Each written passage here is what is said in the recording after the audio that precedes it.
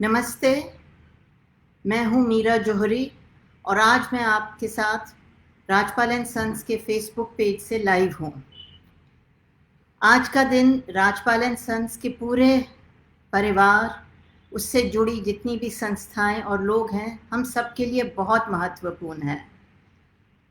साहित्य जगत और प्रकाशन जगत में जो राजपाल एंड सन्स ने अपना स्थान बनाई है, जो उसने इज्जत प्राप्त की है, उसका पूरा श्रेय मेरे पिताजी श्री विश्वनाथ जी को जाता है, जिन्होंने 70 साल तक राजपाल एंड सन्स को नेतृत्व दिया।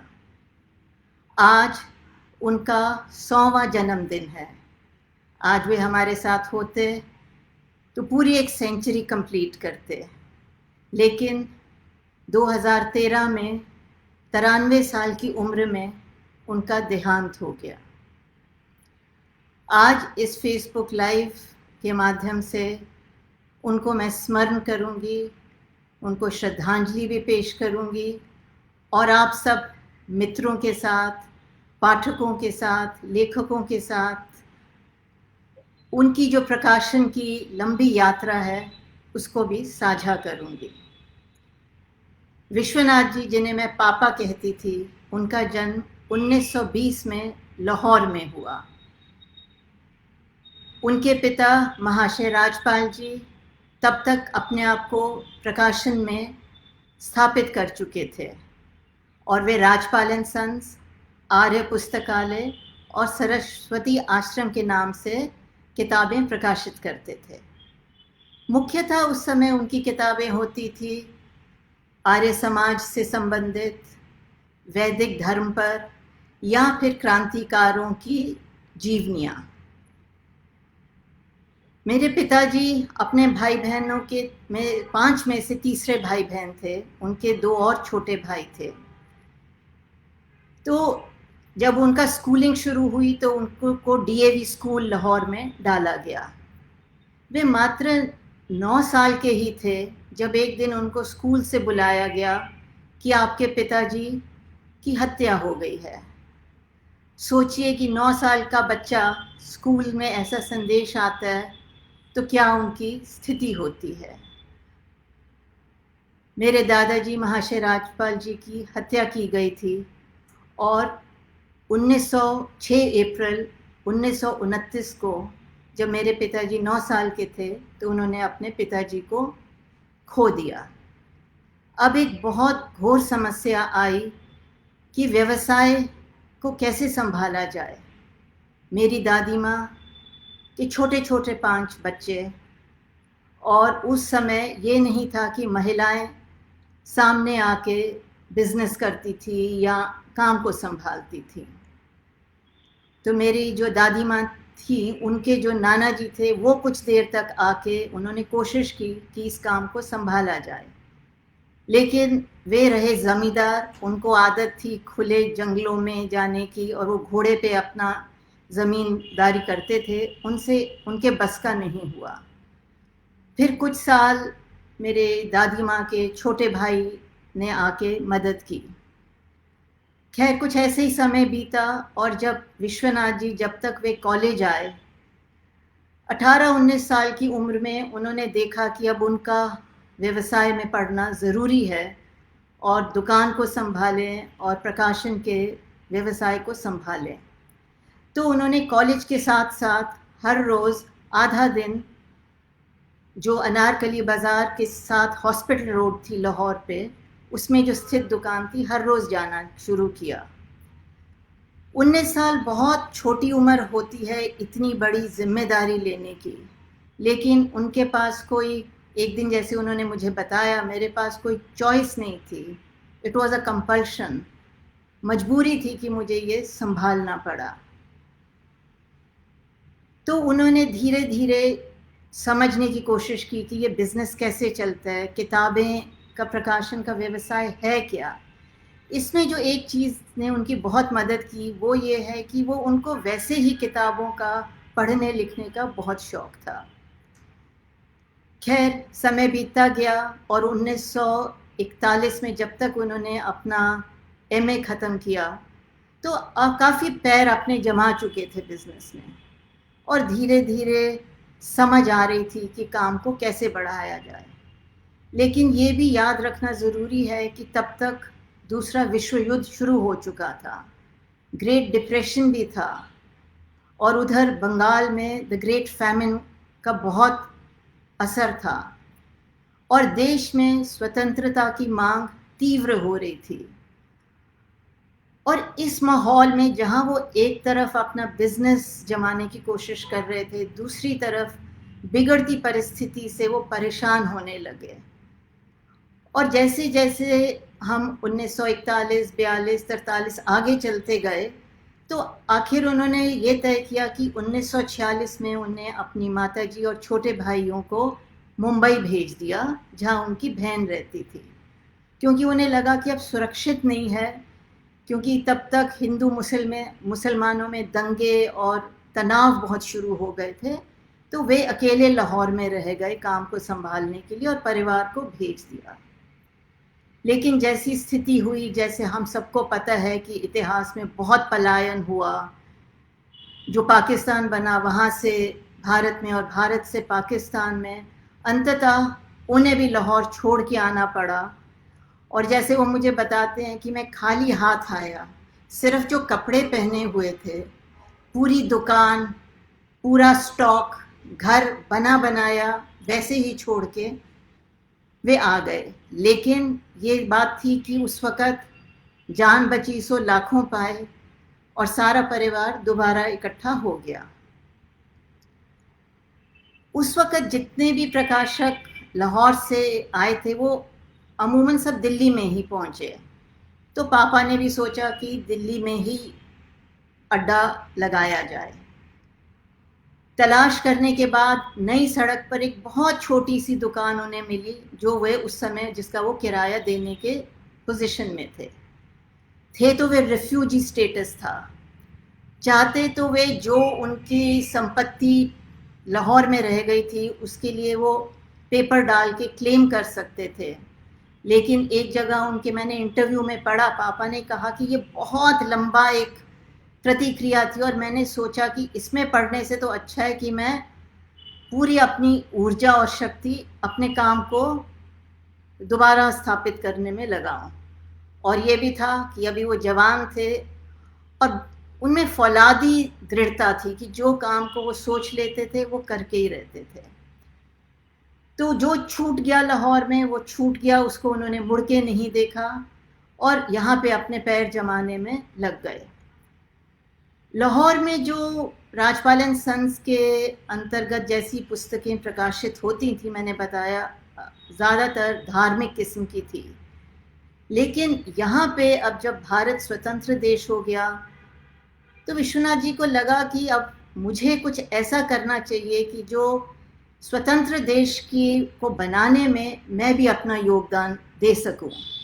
और उनको लगा कि ऐसी मैं किताबें प्रकाशित करूं जो आने वाली पीढ़ियों के लिए, बच्चों के लिए, जो उनका चरित्र और व्यक्तित्व को निखार सके। तो इसलिए उनको लगा कि साहित्य की तरफ मुड़ना ज़रूरी है। तो उन्होंने पांडुलिपियाँ और लेखक खोजने लगे। उनको बहुत शौक था पत्रिकाएं और अखबार पढ़ने का।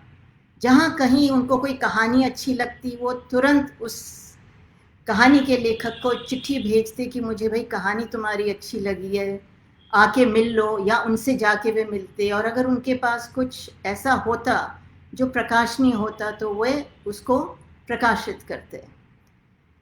ऐसे खोजते ढूंढते एक एक करके उनके पास समय के साथ काफ़ी अच्छी एक लेखकों की सूची बन गई, जिसमें कृष्णचंद्र, आचार्य चतुरसेन, रांगे राघव, रामधारी सिंह दिनकर, महादेवी वर्मा, बच्चन जी, ये जुड़ते गए और कारवां बढ़ता गया। जैसे जैसे कारवां बढ़ा तो विश्वनाथ जी को ये भी लगा कि काम को और बढ़ाना चाहिए, लेकिन अकेले मेरे लिए करना शायद मुमकिन नहीं है जो सब मैं करना चाहता हूँ।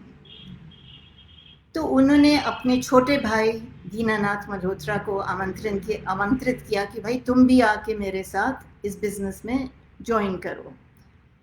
वे भी बहुत सुशिक्षित थे और डीएवी लाहौर से गोल्ड मेडलिस्ट थे। तब वो एक किसी कॉलेज में पढ़ाते थे। बड़े भाई की बात मानते हुए चाचा जी भी आके बिजनेस में हाथ बटाने लगे। यूं तो कहते हैं एक और एक दो होता है, लेकिन जब ये दोनों भाई मिले तो एक और एक तीन हो गए, क्योंकि जो उन्होंने प्रकाशन की दुनिया में कर दिखाया वो कोई क्रांति से कम नहीं था। उन्होंने, ये मैंने बताया कि ये उनके पास साहित्यिक नाम तो अच्छे आ गए थे, जिसमें बच्चन जी भी थे और महादेवी वर्मा भी थी और दिनकर भी थे। अब उनको लगा कि हमको ये किताबों को और लोगों तक पहुंचाना चाहिए। किताबें तो हम अच्छी छाप रहे हैं, लेकिन लोगों तक कैसे पहुंचाएं। ये वो ज़माना था जब ना इंटरनेट था, ना कोई कुरियर था, केवल डाक की व्यवस्था थी और किताबें तब केवल हार्ड बाउंड होती थी, मतलब पक्की जिल्द में ही बनती थी और बड़े आकार में होती थी। तो उनको लगा कि अगर हमको अपने नए देश जो आज़ाद हुआ है उसके लोगों तक किताबें पहुंचानी है तो हमको सस्ती भी होनी चाहिए और उनका वज़न भी नहीं होना चाहिए और हम देश के किनारे किनारे दूर दराज बैठे लोगों तक पहुंचा सकें। उन्होंने पढ़ा था कि विदेशों में पॉकेट बुक्स की शुरुआत हो गई है, तो दोनों ने सोचा चलो मिलकर हम भी पॉकेट बुक्स शुरू करते हैं। तो उन्होंने हिंद पॉकेट बुक्स के नाम से भारत में, केवल हिंदी में ही नहीं, मुझे लगता है कि किसी भी भारतीय भाषा में ये पहला प्रयोग था पॉकेट बुक का।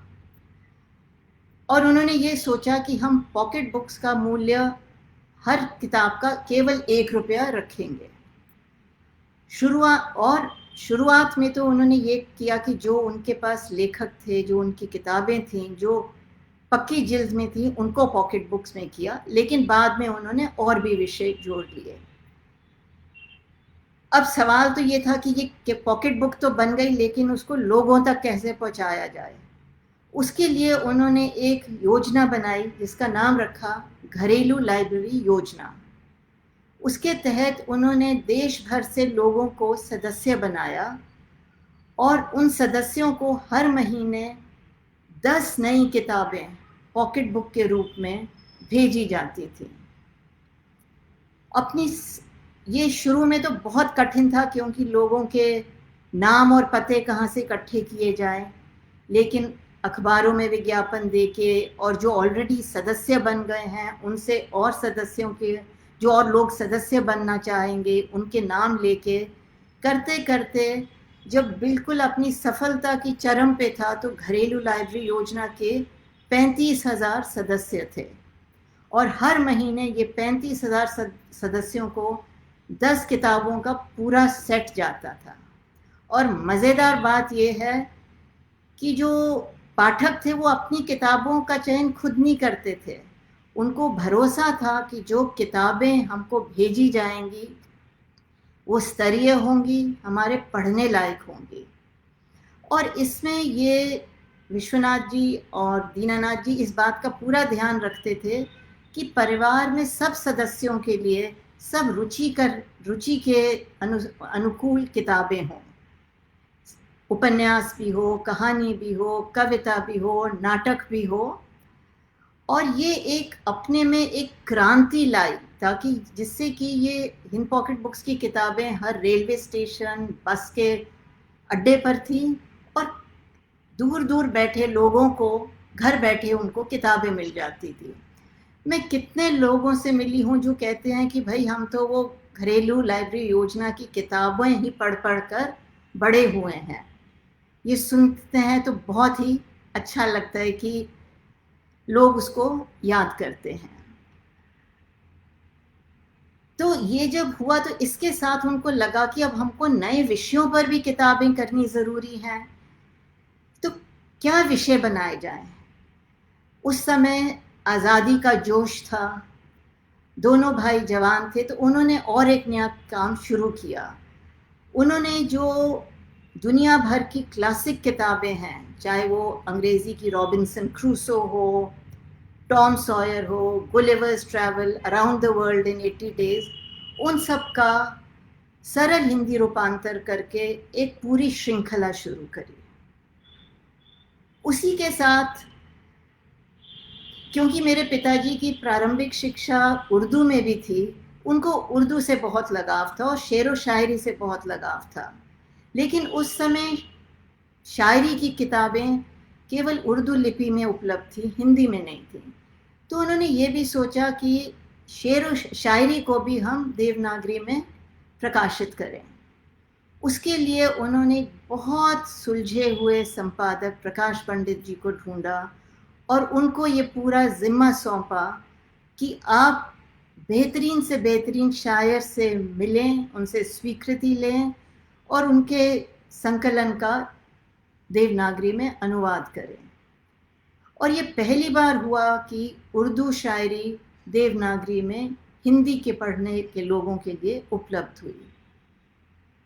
मेरे ख्याल 1956 में शुरू हुई थी ये शायरी की श्रृंखला और आज भी 65 साल बाद वो चल रही है। इसके अलावा उन्होंने देखा कि कहीं पे इंसाइक्लोपीडिया नहीं उपलब्ध है हिंदी में, क्योंकि इनकी दोनों भाइयों की आदत थी, देखते रहते थे कि मार्केट में किस चीज़ की ज़रूरत है, हम किस चीज़ की पूर्ति करें। तो उनको लगा कि इंसाइक्लोपीडिया नहीं है बच्चों के लिए।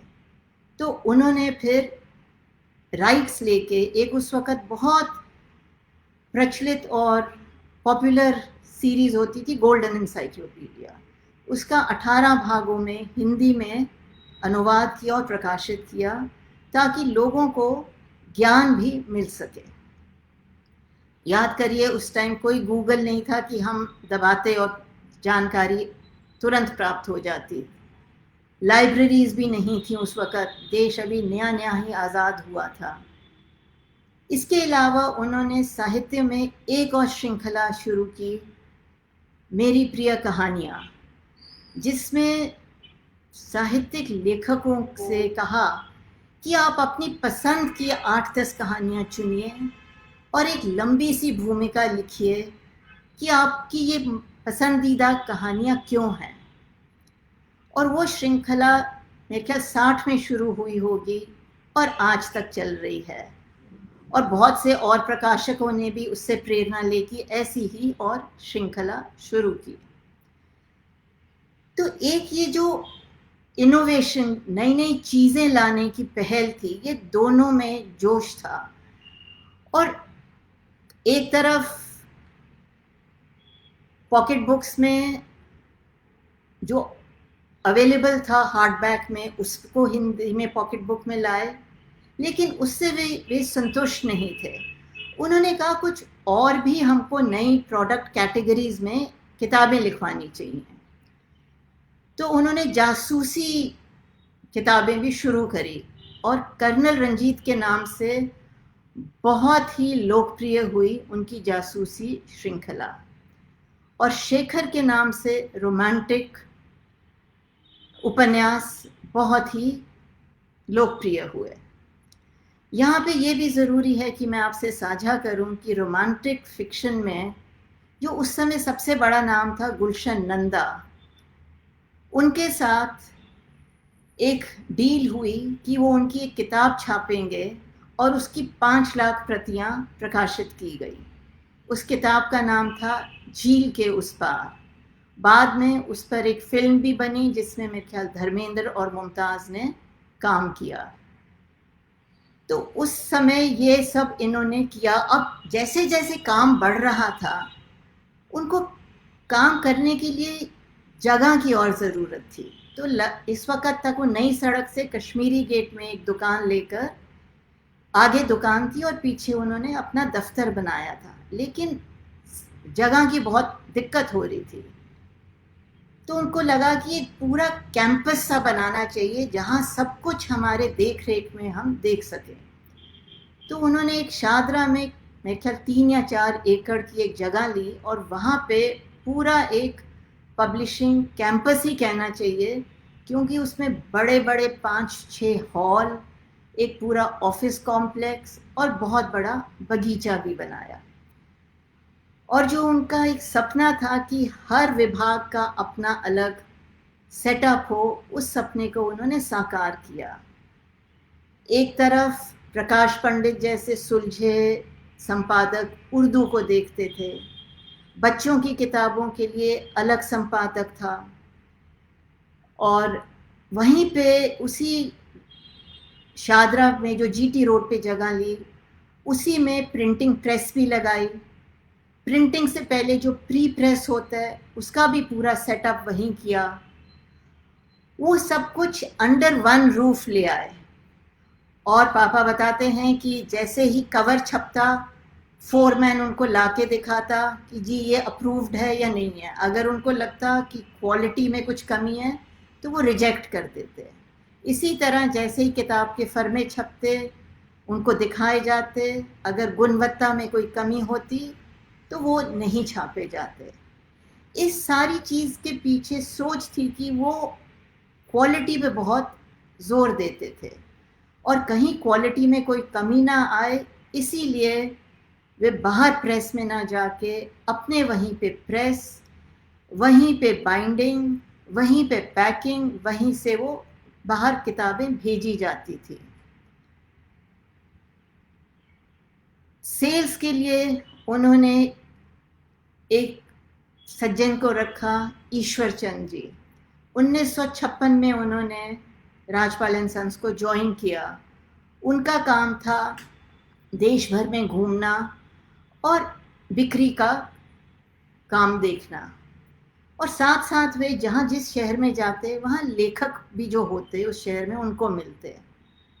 आपको हैरानगी होगी जानकर कि बहुत सारे लोग तो ये जानते ही नहीं थे कि विश्वनाथ जी राजपाल एंड सन्स के संचालक हैं या मालिक हैं। बहुत लोग तो ईश्वर चंद जी को ही समझते थे कि वे ही मालिक हैं, क्योंकि इतना विश्वनाथ जी ने उनको जिम्मेदारी दे रखी थी, उनको इतना एम्पावर कर रखा था कि वो उनके आधार पे उनके लिए वे निर्णय भी लेते थे। इसी तरह उस जमाने में बहुत सुलझे हुए और हमारे पास संपादक थे, महेंद्र कुलश्रेष्ठ, सुरेश सलिल, और बहुत सारे लोग लेखक उन्हीं को जानते। विश्वनाथ जी और दीनानाथ जी को तो कई बार लोग जानते पहचानते भी नहीं थे। ये सब से पता चलता है कि उन्होंने कितनी एक बढ़िया ऑर्गेनाइजेशन बनाई, पूरी एक टीम बनाई। और मुझे याद है कि जब वो जीटी रोड पे जो हमारा ऑफिस का कॉम्प्लेक्स था, एक समय पे शायद 100 लोग वहाँ पे काम करते थे, और वो 100 लोगों को पूरा उनका मैनेज करना, उनकी व्यवस्था देखनी एक बहुत बड़ा चुनौती का काम होगा। यहाँ पे मैं एक बात साझा करना चाहूँगी कि कैसे पापा पूरी अपनी बिजनेस के ऊपर रिपोर्टिंग लेते थे।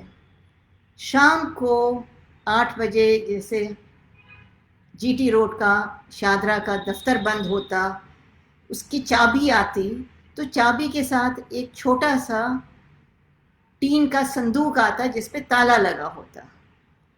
खाना खा के वो ताला खोल के संदूक का पापा उसमें से फाइलें निकालते, और उन फाइलों में हर विभाग की उस दिन कार्य की रिपोर्ट होती।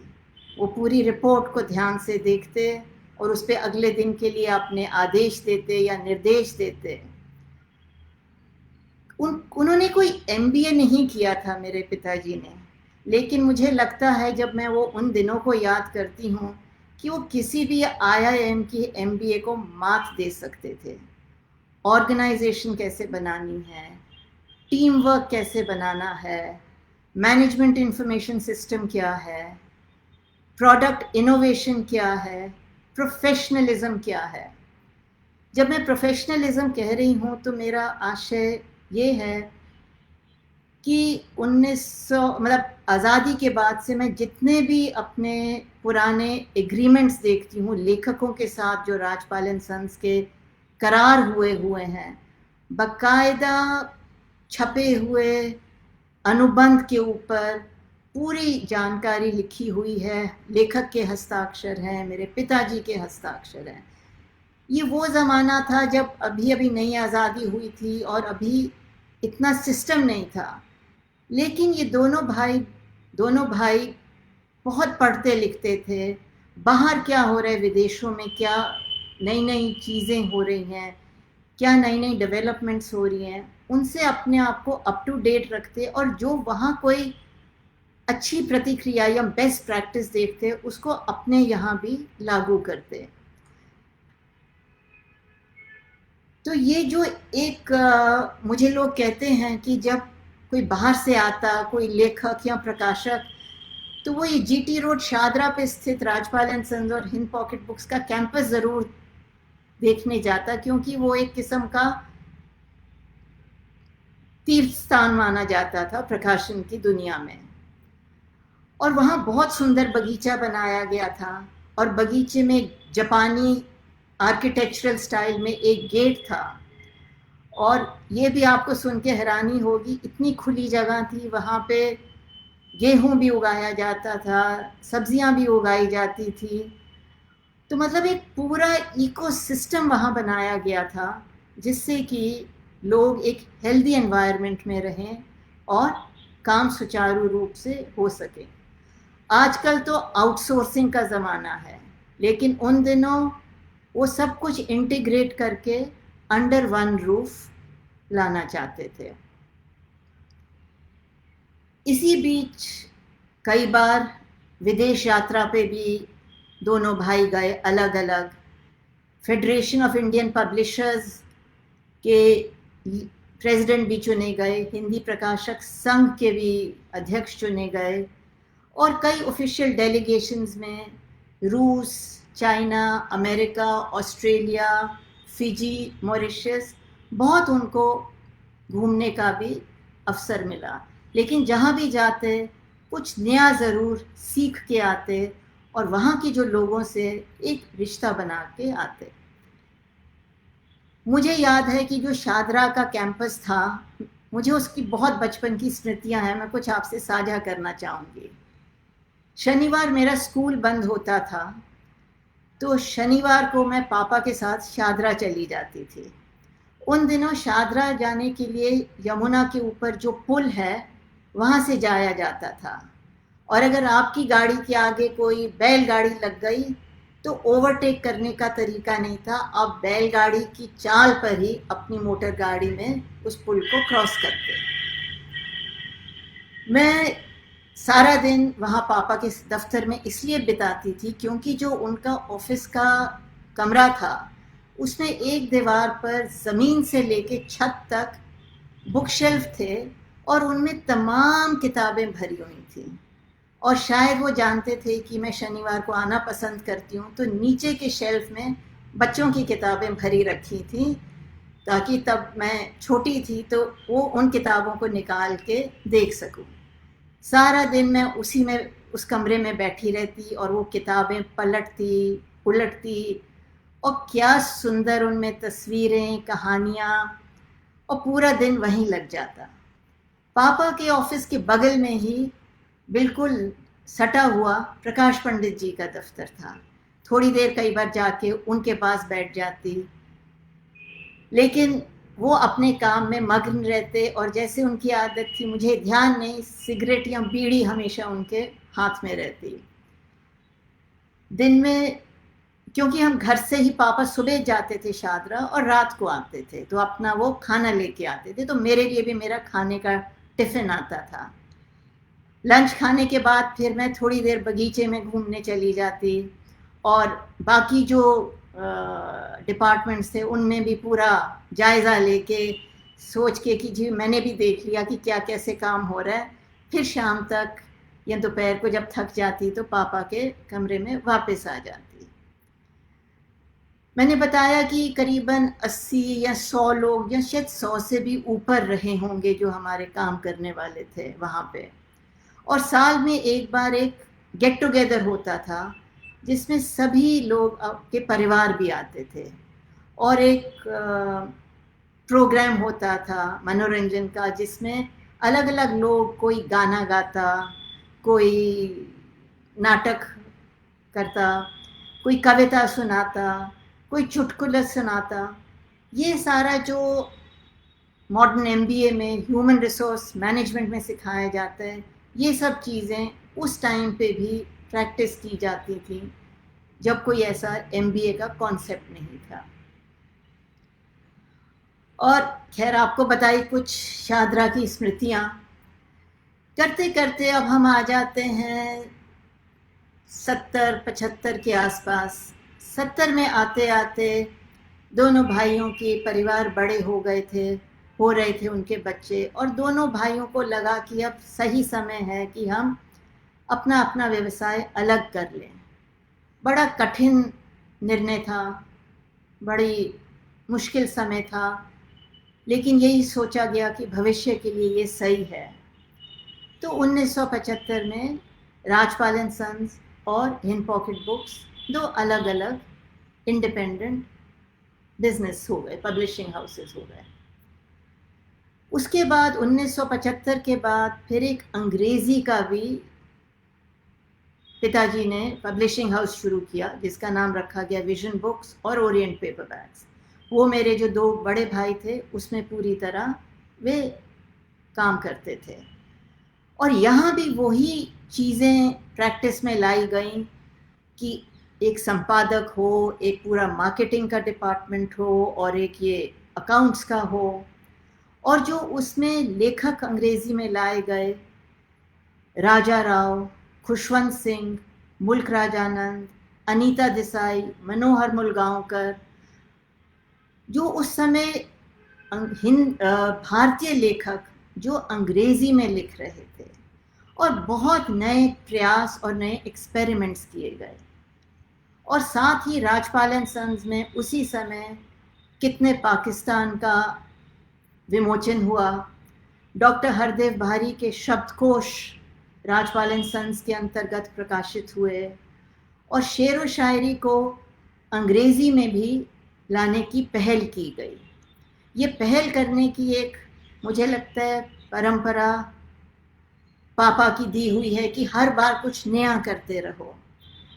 तो जो शेर व शायरी थी उसमें एक जगह जहाँ देवनागरी में लिखी हुई थी, दूसरी तरफ उसकी ट्रांसलिटरेशन करके और उसका एक अनुवाद भी किया गया। इसमें बहुत सारी किताबें लाई गई, और जो और समकालीन उर्दू के शायर थे जैसे बशीर बद्र, निदा फाजली, अहमद फराज, उनको भी एक नई सीरीज़ में प्रकाशित किया गया। तो यहाँ तक आते आते पापा की उम्र करीबन 1920 के जन्म है, और जब आते आते 1980 में 60 साल के हो गए, और उनको लगा कि अब मैं प्रकाशन के साथ साथ कुछ और भी काम करूं। पढ़ने लिखने की तो रुचि थी, और वो क्योंकि डीएवी स्कूल और डीएवी कॉलेज के पढ़े थे और आर्य समाज संस्कार थे, और वो कई बार इतवार को आर्य प्रादेशिक सभा जाते थे, तो उन्होंने डीएवी स्कूल और मैनेजिंग कमेटी में एक सक्रिय भाग लेना शुरू किया, और वे डीएवी मैनेजिंग कमेटी में बहुत लंबे अरसे तक जुड़े रहे। वहाँ भी उन्होंने जो काम अपने ज़िम्मे लिया वो था कि वहाँ भी बच्चों को अच्छी से अच्छी क्वालिटी की पाठ्य पुस्तकें मिलें। इसलिए वे सभी प्रकाशकों से किताबें मंगवाते, लेकिन ये नहीं पता होता था कि किस प्रकाशक की है, ताकि कोई किसी के साथ फेवरेटिज्म ना किया जाए। और उसका जो कंटेंट है, जो टेक्स्ट है, वो भी देखा जाता था, जो उसके साथ तस्वीरें हैं वो भी देखी जाती थी। और इस तरह बढ़िया से बढ़िया पाठ्य पुस्तक बच्चों के लिए तैयार की गई, और उनकी छपाई में भी पूरा वे देखते थे कि अच्छी से अच्छी छपाई हो। इसी तरह उन्होंने एक पत्रिका शुरू की, आर्यन हेरिटेज, जिसकी वो बहुत अरसे तक संपादक रहे। और उन्होंने एक और बड़ा काम किया डीएवी के छत्र छाया के अंतर्गत, चार वेदों का उन्होंने हिंदी और अंग्रेजी में 14 भागों में सुंदर सा अनुवाद का पूरा एक सेट तैयार किया और बहुत ही वाजिब दाम पे उसको उपलब्ध करवाया। इस काम में वे खुद लगे रहे, उसकी अनुवाद से देखना, उसकी प्रोडक्शन देखना, और उनको एक बहुत संतोष था अंत में कि मैंने एक ये बहुत बड़ा काम किया। एक बार मैंने उनसे यूं ही पूछा कि आप डीएवी में क्यों इतना समय देते हो? कहते थे कि मैंने डीएवी से बहुत पाया, शायद ये मेरा ऋण उतारने का एक मौका है और मैं ये मौका नहीं चाहता कि मेरे हाथ से जाए। इस समय तक उन्होंने प्रकाशन में, मतलब बिजनेस में, थोड़ा समय कम कर दिया था क्योंकि यहाँ पे बहुत इनका समय जाने लगा। इसके अतिरिक्त रोटरी क्लब में वो बहुत एक्टिव मेंबर थे और अब रोटरी फाउंडेशन के भी एक सदस्य बन गए, जिसका काम था कि वो ज़रूरतमंद लोगों को स्कॉलरशिप्स देते थे। तो एक तरफ रोटरी, एक तरफ डीएवी, और उम्र के साथ साथ उनको लगा कि मैं बिजनेस में थोड़ा कम समय दूं तो ये सही है। और अगर अब मैं आपसे कुछ साझा करूं जो वो बातें मुझे हमेशा बताते थे और जो बहुत ही एक उनको स्मरणीय है, उन 3 बातें हैं जो हमेशा मुझे कहते थे और जो मैं आपसे साझा करना चाहूँगी। वो हमें ये कहते कि प्रकाशन में आर्थिक लाभ उतना नहीं है जितने इसके पर्क्स हैं। मैं कहती, पापा पर्क्स से आपका क्या मतलब? तो वो कहते ये मतलब है कि इस व्यवसाय के, मैं प्रकाशन होने के नाते जिन लोगों से मुझे अवसर मिलता है मिलने का, उठने बैठने का, शायद मैं किसी और व्यवसाय में होता तो मुझे ये मौका नहीं मिलता। और ये बात सही है। डॉक्टर राधा कृष्ण जो उस वक़्त के राष्ट्रपति थे, उनके साथ उनका बहुत ही निकटतम रिश्ता था, बहुत नज़दीकी आत्मीयता का रिश्ता था। एक बार तो पापा कहते हैं कि जब वो राष्ट्रपति भवन गए उनसे मिलने, तो उन्होंने उनको प्राइवेट चेम्बर्स में बुला लिया और वहाँ सारी बातचीत हुई। और बच्चन जी हों, कमलेश्वर हों, दिनकर हों, महादेवी वर्मा हों, मोहन राकेश, सबके साथ उनका बहुत एक दोस्ताना रिश्ता था, जिसमें एक दूसरे की आदर, एक दूसरे की सहमति लेकर बड़ा मधुर रिश्ता था। बच्चन जी की बात करें तो मैं ज़रूर ये बताना चाहूँगी कि काफ़ी अरसे तक ये परंपरा थी कि बच्चन जी का जन्मदिन मेरे पेरेंट्स के घर में मनाया जाता था। मुझे अभी तक अच्छी तरह याद है, शाम को चाय पे कम से कम 50-60 लोग मेहमान आते, चाय होती, चाय जब ख़त्म हो जाती तो बच्चन जी और जो कुछ और ज़्यादा उम्र के लोग थे वो ड्राइंग रूम में सोफ़े पर बैठ जाते, बाकी सबके लिए चादरें लग जाती और बच्चन जी कविता पाठ करते। कवि के मुंह से कविता पाठ सुनने का आनंद कुछ और ही है, और बच्चन जी तो खैर क्या कहने। और एक बार मुझे याद है, ऐसे ही बच्चन जी का जन्मदिन था, तो तब अमिताभ और उनके साथ शायद उनके अच्छे दोस्त थे महमूद जो कॉमेडियन थे, उनके छोटे भाई अनवर आए और वो भी उस जन्मदिन की पार्टी में शामिल हुए और उन्होंने ढोलक पर मेरे अंगना में वो जो गाना है लोकगीत वो सुनाया। वो बहुत ही एक यादगार शाम थी। इसी तरह मुझे याद है कि कितनी बार दोपहर को पापा फ़ोन करते मेरी माँ को कि भाई खाने पे कोई मेहमान आ रहे हैं, और देखो तो नागर जी चले आ रहे हैं। मैं उस वक़्त स्कूल कॉलेज से आई होती तो मैं भी भोजन पे बैठ जाती, और नागर जी का व्यक्तित्व बहुत ही शानदार था। लंबे ऊंचे कद, सफ़ेद लंबा कुर्ता, धोती, मुंह में हमेशा पान और दांतों पे पान के निशान और ठहाके वाली हंसी, और माँ को भाभी कहते, और जो भी खाना होता हमेशा तारीफ करते, भाभी आपके हाथ का बना खाना तो बहुत ही बढ़िया है, चाहे वो बढ़िया हो ना हो पर तारीफ ज़रूर वे करते थे। खैर मेरी माँ बहुत अच्छा खाना भी पकाती थी। इसी तरह कमलेश्वर जी के साथ बहुत एक लंबा पारिवारिक रिश्ता रहा। आचार्य चतुर्सेन, अमृता प्रीतम, मुझे याद है अमृता प्रीतम जी के तो घर हौस खास में मैं पापा के साथ मैं भी 2-3 बार मिलने गई। अंत में जब वो काफ़ी बीमार हो गई तो एक बार पापा ने अपने डॉक्टर को भी वहाँ लेके गए अमृता जी के घर, ताकि वो उनको देख सकें। तो बहुत लंबी सूची है कि जिनके साथ उनकी दोस्ती रही। तो कहते हैं कि यही मेरी असल कमाई और असल पूंजी है, जो मैंने लेखकों के साथ मेरा जो दोस्ताना रिश्ता रहा है, यही वे मेरे पर्क्स हैं। दूसरी बात, वो हमेशा मुझे कहते हैं कि मुझे ये सुख है कि मैं जितनी भी पुस्तकें मैंने प्रकाशित की हैं, मैं उनका पहला पाठक रहा हूँ। ये उनकी आदत थी कि वे बिना पढ़े किसी पांडुलिपि की स्वीकृति नहीं देते थे। वो समय निकाल ही लेते थे, और ज़रूर चाहे पूरी ना पढ़ें लेकिन अधिकांश वो पढ़ते थे। मुझे एक दिन अभी आखिर के टाइम की एक बात याद है, गिरिराज किशोर जी का एक पांडुलिपि आई स्वर्णमृग। तो पापा ने कहा लाओ मुझे दे दो, मैं पढ़ूंगा। उन्होंने पढ़ी, और जैसे उनकी आदत थी, अगर उनका सुझाव होता वो लेखक को ज़रूर पत्र लिखते। खैर तब तक तो फ़ोन भी आ गया था, उन्होंने पत्र भी लिखा, कुछ सुझाव दिए।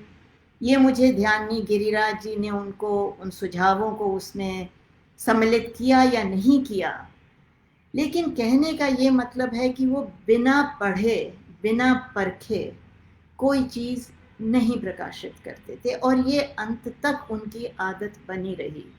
मेरे ख्याल स्वर्णमृग के बाद शायद वो किसी किताब के प्रकाशन में उस सक्रिय तरीके से नहीं जुड़े। एक और बात मैंने उनसे सीखी है, जो एक मुझे लगता है हमारी संस्था की एक शायद परंपरा है, कि जो उनसे एक बार जुड़ गया वो करीबन उम्र भर ही जुड़ा रहा। लाहौर में जब थे तो एक उनके काम करने वाले होते थे मैनेजर, लालचंद भाटिया जी। तो जब मेरे दादाजी की हत्या की गई तो कुछ समय के साथ ये लालचंद भाटिया जी दुकान में आगे बैठते और मेरी दादी माँ दुकान के पीछे बैठती। क्योंकि मेरी दादी माँ शिक्षित थी उस टाइम, उन्होंने जलंधर से आर्य कन्या गुरुकुल से अपनी स्कूलिंग की हुई थी, तो इतनी उनमें क्षमता थी कि वे जाके कुछ काम को देख सकती। लेकिन लालचंद भाटिया जी जो बहुत पुराने उनके मैनेजर थे, वो आगे बैठते और माता जी पीछे बैठती, मतलब मेरी दादी माँ। जब पार्टीशन हुआ और लाहौर से दिल्ली आए तो लालचंद भाटिया जी भी पापा के साथ यहाँ पे आ गए, और पूरा हिस्सेदारी रही उनकी पापा के साथ मेहनत करने की।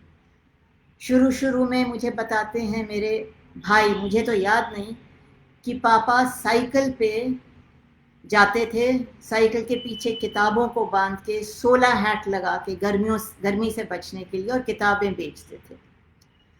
और पापा बाद में मुझे बताते थे कि वे और लालचंद जी दोनों गठरी, कपड़े की गठरी में जाते, अपनी किताबें लेके और जा के बेचने का प्रयास करते। खैर ये मैं कुछ समय से पहले चली गई हूँ, लेकिन कहने का ये मतलब है कि लालचंद भाटिया जी लाहौर से दिल्ली तक आए और अंत तक पापा के साथ ही काम किया। और उनके बेटे राज भाटिया जी ने भी जब हमारे साथ ही काम किया। इसी तरह ईश्वर चंद जी, जिनका मैं जिक्र कर चुकी हूँ, 1956 में उन्होंने ज्वाइन किया, और मेरे ख्याल 1980-82 तक रहे, फिर उन्होंने अपने किसी व्यक्तिगत कारण से छोड़ा। इसी तरह महेंद्र कुलश्रेष्ठ जो हमारे साथ संपादक रहे, उन्होंने भी ताउम्र हमारे साथ काम किया। इसी तरह सुरेश सलील जी बहुत लंबे अरसे तक संपादकीय विभाग में रहे, और आज भी उनके साथ मेरा जुड़ाव वैसे ही है। वे कार्यालय नहीं आते, लेकिन मैं उनको मानती हूँ, उनसे राय लेती हूँ, उनकी सलाह मशवरा और उनसे अक्सर उनसे बात भी करती रहती हूँ। इसी तरह हमारे अकाउंट्स में एक व्यक्ति थे, जिस साल मेरा जन्म हुआ उस साल उन्होंने राजपालन संघ को ज्वाइन किया और आखिर तक वे बने रहे।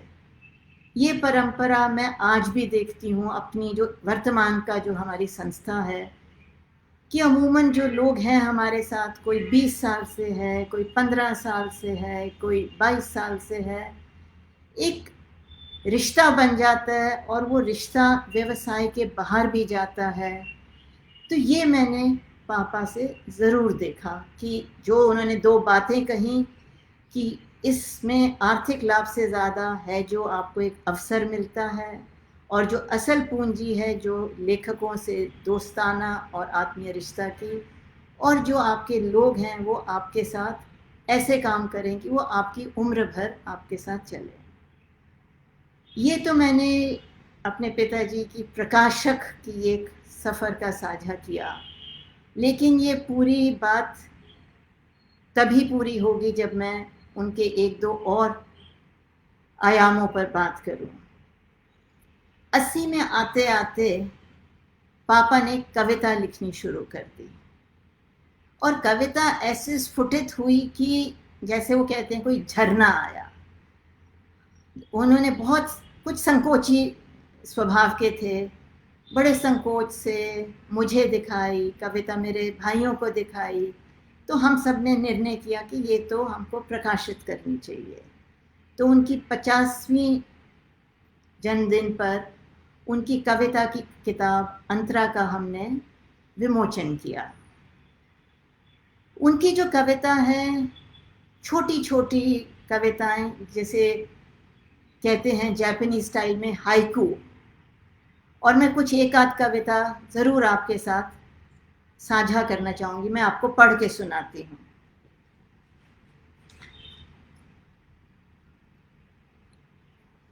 ये है किताब जिसमें से मैं आपको पढ़ के सुनाऊंगी, अंतरा किताब।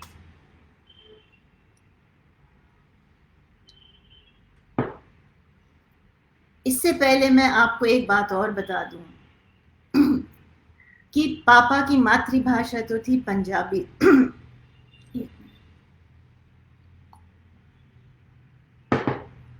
और पंजाबी वो बहुत मज़े से बोलते थे, लेकिन उसकी लिपि से वो वाकिफ़ नहीं थे, तो ना पढ़ सकते थे ना लिख सकते थे। लेकिन हिंदी, उर्दू, संस्कृत और अंग्रेज़ी के वे मास्टर थे। उनको इतनी कविताएं, इतने शेर, इतने संस्कृत के श्लोक कंठस्थ थे कि वो किसी भी ऐन मौके पे सही वो 2 पंक्तियां या शेर सुना देते, और मैं उनका मुंह देखती रह जाती कि आपको ये याद कैसे रहता है। और ये चीज़ उनको, कि जो इनको भाषाओं से प्रेम था, जो पढ़ने से प्रेम था, वो कहीं ज़रूर इतने लंबे अरसे तक, क्योंकि उनकी दुनिया तो किताबों और शब्दों की ही दुनिया थी। व्यवसाय था, शब्दों से वास्ता था, किताबों से वास्ता था। सुबह वे 3-4 बजे उठ जाते और सुबह 2.5-3 घंटे उनकी आदत थी कि पढ़ना, लिखना, स्वाध्याय करना। तो जाहिर है कि उनकी कविताओं में, जो मैं शब्दों पर भी उन्होंने कविता लिखी है, तो मैं आपको उनकी कुछ 2 कविताएं सुनाऊंगी जो उन्होंने शब्द पर लिखी है।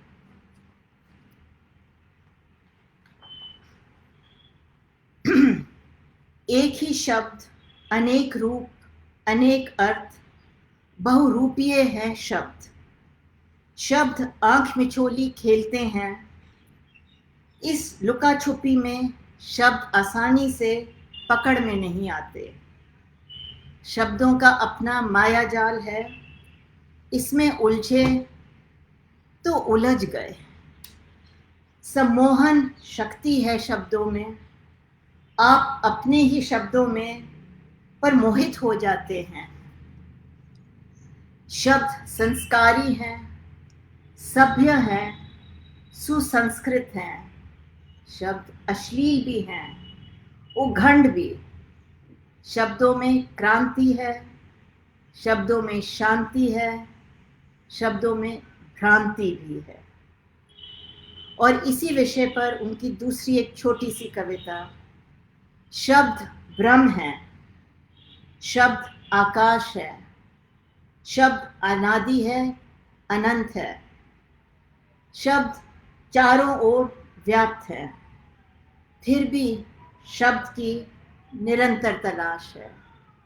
और जो 4 लाइनें शब्द के ऊपर जो मेरी सबसे प्रिय है वो है, उलझ गया हूँ शब्दों की भीड़ में, परंतु कहाँ है वे शब्द जिसके बिना मेरा वाक्य अधूरा पड़ा है। तो अंतरा छपते ही उनको एक बहुत संतोष हुआ और हम पूरे परिवार को बहुत संतोष हुआ कि चलो एक आज उनका नया रूप देखा। वो पिताजी मानते थे कि उनके 3 जन्म हुए हैं। 1920 जब वे इस दुनिया में पैदा हुए, 1947 जब देश के विभाजन में उन्हें विस्थापित होना पड़ा, खड़ा किया हुआ बिजनेस छोड़ छाड़ के यहाँ आना पड़ा और नए सिरे से शुरू करना पड़ा। और एक हम सब मानते हैं कि जब उन्होंने कविता लिखनी शुरू की 80 साल की उम्र में, तब उनका तीसरा जन्म हुआ। ये होना ही था। सारी उम्र जो शब्दों का क्राफ्ट करता रहा, वो कैसे खुद ना शब्दों को कविता में बुनता। भाषा के साथ, जैसे मैंने कहा कि वो 4 भाषाओं में तो बहुत ही निपुण थे, उनको संगीत का भी बहुत शौक था।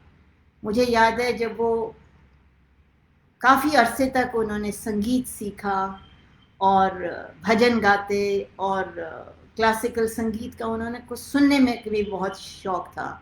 सुबह अपनी टेबल पे कोई ना कोई क्लासिकल संगीत या कोई गज़ल या कुछ लगा रहता था उनके बैकग्राउंड में, ये म्यूज़िक चलता रहता था।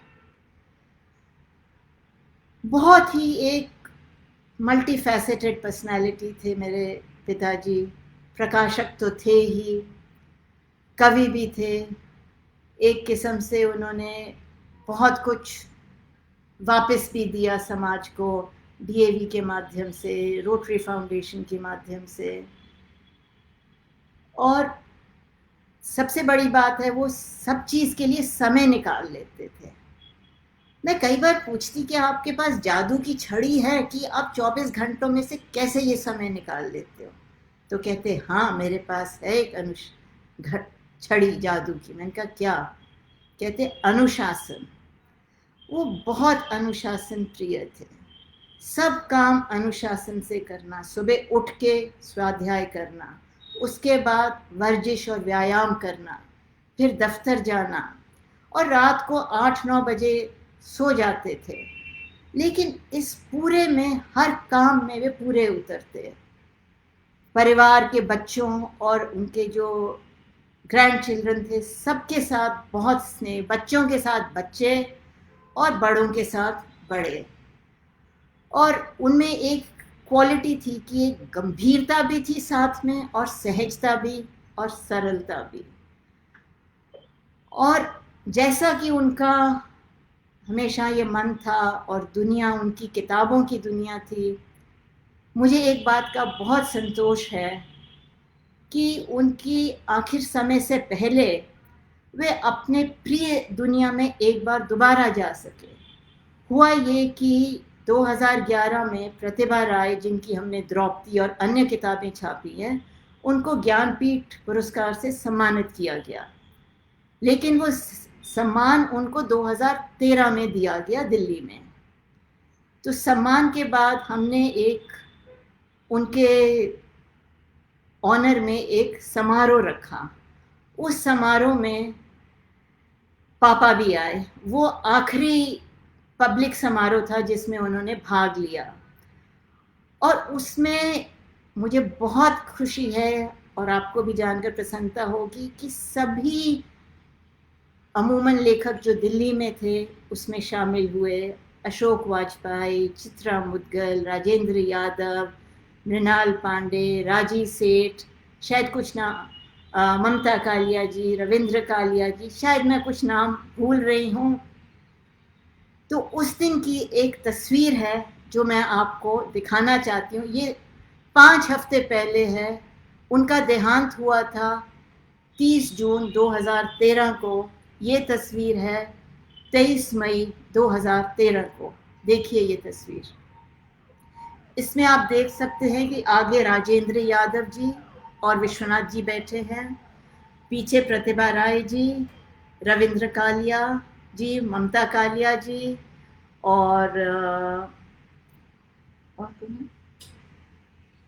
और चित्रा मुदगिल जी खड़ी हैं और एक किनारे मैं खड़ी हूँ और पीछे खड़े हैं भरत तिवारी जी, जिन्हों के लिए मैं बहुत आभार व्यक्त करना चाहती हूँ कि उन्होंने ये मुझे तस्वीर मेरे को आज दोबारा मांगने पर भेजी ताकि मैं दिखा सकूं। भरत जी आपका बहुत बहुत धन्यवाद। तो जैसे कहते हैं ना कि अंग्रेजी में he wanted to go with his boots on, वो वैसे ही गए। उन्हें अपने दुनिया के लोगों से घिरे हुए और उनके साथ उस दिन उन्होंने चाय भी पी और कोई खाने पीने में परहेज नहीं की। मैंने कहा पापा प्लीज़ पकौड़े मत खाओ। ऐसे पकौड़े उनके बहुत प्रिय थे। उनका मैं ज़रूर खाऊंगा, आज मत कुछ रोको टोको मुझे। तो हमने कोई रोका टोका नहीं और वो दिन गया और उसके बाद कुछ ही दिन बाद उनकी तबीयत खराब हो गई और फिर वे कभी नहीं ठीक हुए पूरी तरह से। ये भी मैं तस्वीर दिखा देती हूँ जो उस दिन हमने प्रतिभा राय जी को सम्मानित किया था। आप देख सकते हैं चित्रा मुदगिल जी बैठे हैं, राजेंद्र यादव जी बैठे हैं, मैं पोडियम पे कुछ बोल रही हूँ और मेरे पिताजी बैठे हैं। तो जन्म हुआ उनका किताबों की दुनिया में और गए भी वे किताबों की दुनिया में। एक उन्होंने अंग्रेजी में अपनी मर्सिया लिखी थी जिसमें उन्होंने उनकी कुछ लाइनें हैं कि आई वॉज अ बुकवर्म और मेरी I want that even when I go up, I should be surrounded by books because I love the smell of books. तो मुझे पूरा विश्वास है कि पापा जहाँ भी हैं किताबों और शब्दों के साथ ही घिरे हुए हैं। तो इस प्रकार मैंने अपने पिताजी और जो एक प्रकाशन जगत और साहित्य में जिनका एक नाम है, उनकी लंबी प्रकाशन यात्रा आप सबसे साझा की। आज ही के दिन 2 और लोगों को मैं याद करना बहुत ज़रूरी समझती हूँ। 27 जुलाई हमारे लेखक कृष्ण बलदेव वैद जी का भी जन्मदिन है। उनका देहांत अभी इसी साल फरवरी में हुआ। उनकी भी मुझे काफ़ी स्मृतियाँ हैं। एक बार याद है कि हम इंडिया इंटरनेशनल सेंटर में पापा, मैं और वैद जी मिले और उस दिन देखिए चांस की बात, पापा भी काली कमीज पहने हुए थे और वैद जी भी। वैद जी का व्यक्तित्व बहुत ही इम्प्रेसिव था। लंबे ऊंचे कद के, पतले, बहुत शालीन। और मुझे अच्छी तरह याद है मैंने दोनों को कहा कि आज तो दोनों आप नहले पे दहला लग रही है, कौन बेहतर लग रहा है कहना मुश्किल है। वैद जी ने शिक्षा दीक्षा अंग्रेजी में ली, अंग्रेजी में पीएचडी की और अंग्रेजी में ही भारत में शायद पंजाब और दिल्ली यूनिवर्सिटी में और अमेरिका की 2 यूनिवर्सिटीज़ में अंग्रेजी पढ़ाई। लेकिन जब लिखने का फैसला हुआ, जब लिखने का समय आया, तो उन्होंने हिंदी में लिखना पसंद किया। यही चीज़ हम बच्चन जी में भी देखते हैं कि उनकी शिक्षा अंग्रेज़ी की, उनका पीएचडी थीसिस इंग्लिश लिटरेचर में, लेकिन लिखा उन्होंने पढ़ाया भी कैम्ब्रिज में अंग्रेज़ी लिटरेचर, लेकिन लिखा अपनी मातृभाषा में। यही अनामिका जी जो आज की इतनी बड़ी कवित्री हैं, पढ़ाती अंग्रेज़ी हैं, पीएचडी अंग्रेज़ी में है, लेकिन लिखती वे उनकी क्रिएटिव राइटिंग सारी हिंदी में है। ये बहुत एक अच्छी परंपरा है कि आप चाहे पढ़ें, आपकी शिक्षा किसी भी भाषा में हो, लेकिन लिखें आप हिंदी में। और मुझे प्रसन्नता है कि कुछ हमारे अब नए लेखक भी ऐसे जुड़ रहे हैं जो पढ़ाते तो अंग्रेज़ी हैं, उनकी शिक्षा है अंग्रेज़ी में, वो टीचर है यूनिवर्सिटी में इंग्लिश में, लिखते लेकिन हिंदी में हैं। अब आखिर में एक और श्रद्धांजलि दूंगी मैं, ये है डॉक्टर APJ अब्दुल कलाम। आज उनकी पुण्यतिथि है। 2015 को इसी दिन उनका लेक्चर देते देते एकदम हार्ट अटैक से उनका देहांत हो गया। डॉक्टर कलाम के साथ मेरे बहुत ही नज़दीकी और आत्मीय रिश्ता रहा। मैंने उनकी 6 या 7 किताबें छापी हैं। और जब मैं डॉक्टर कलाम से मिली तो जो पापा हमेशा बात कहते थे कि इस काम में जो पर्क्स हैं वो आर्थिक लाभ से ज़्यादा हैं, मुझे तब सच में समझ आए जब मेरी डॉक्टर कलाम से मुलाकात हुई और होने लग गई। एक बार मुझे याद है, राष्ट्रपति भवन में मैं उनसे मिलने गई उनकी किताब के सिलसिले में। तब हमने अदम्य साहस और इंडोमिटेबल स्पिरिट प्रकाशित की थी। उस समय वे अभी राष्ट्रपति थे।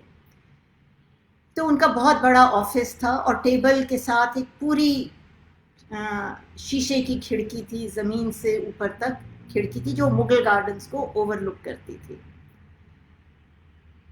काम की बात करने गई थी, किताब के कुछ चैप्टर दिखाने थे, कुछ उनसे फाइनल करना था, लेकिन शायद अचानक हम दोनों की नज़र बाग बगीचे पे पड़ी और वो पूरी बात बताने लगे कि कैसे इसमें कितने पक्षी आते हैं, कैसे उन्होंने पेड़ लगाए हैं।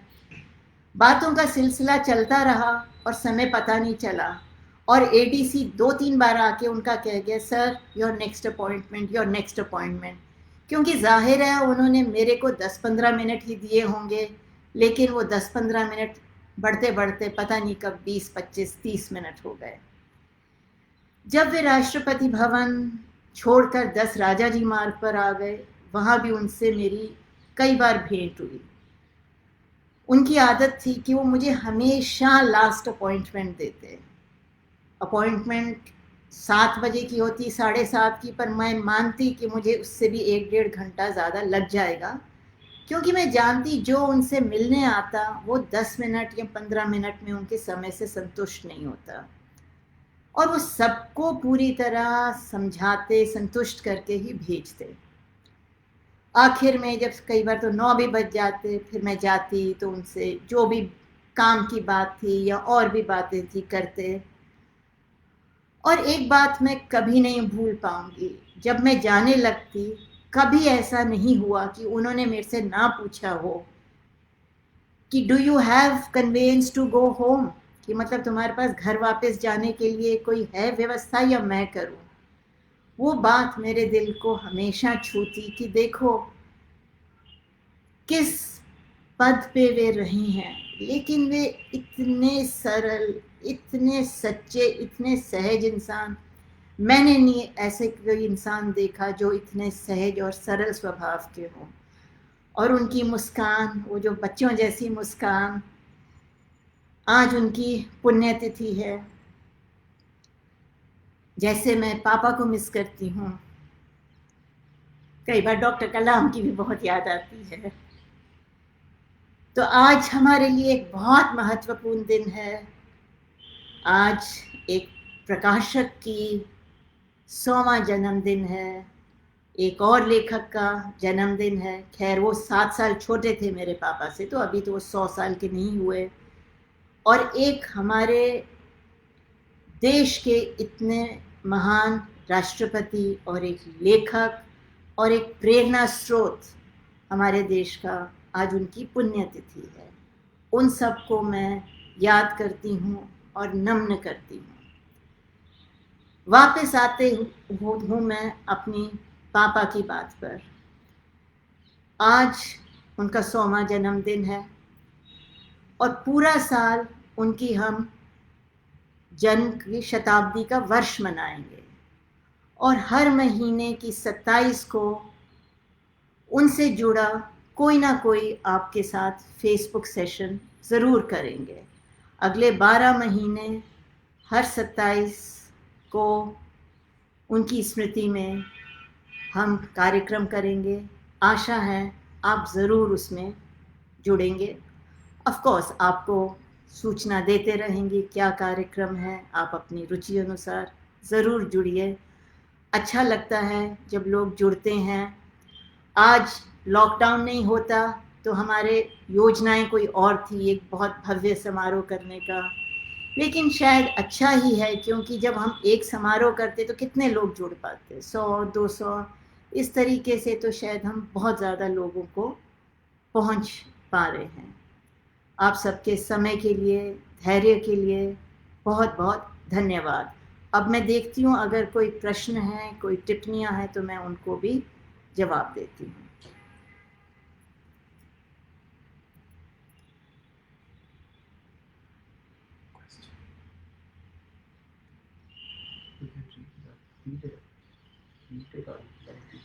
एक टिप्पणी है मनोज मोहन जी की। विश्वनाथ जी को नम्न, आपके आसपास अकादमिक लोग काफ़ी पहुंच गए हैं, इससे प्रकाशन का स्तर प्रभावित होता है, आप इस पर प्रकाश डालें।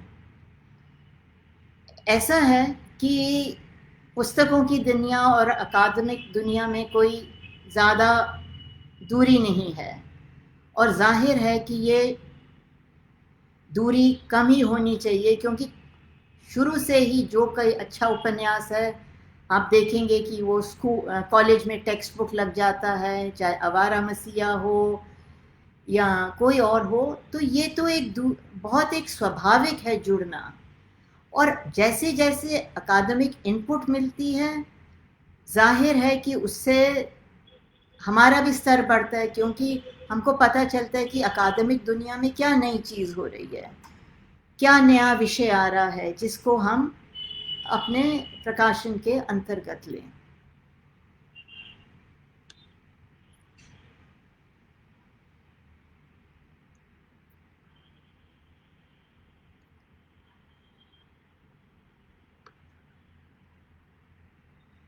कौन सी? नहीं, मुझे कोई प्रश्न नहीं।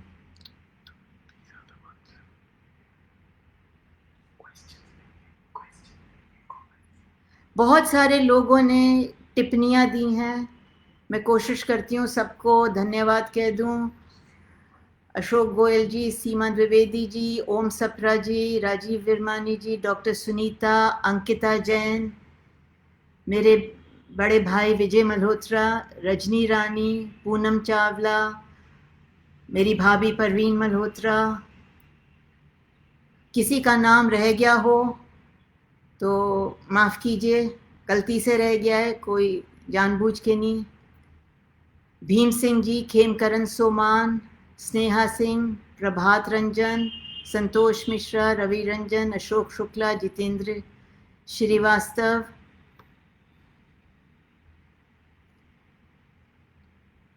गीता श्री जी, सरोजनी कौशिक, सुनीता सेठ, सुबोध कुमार सक्सेना, अनुज सक्सेना,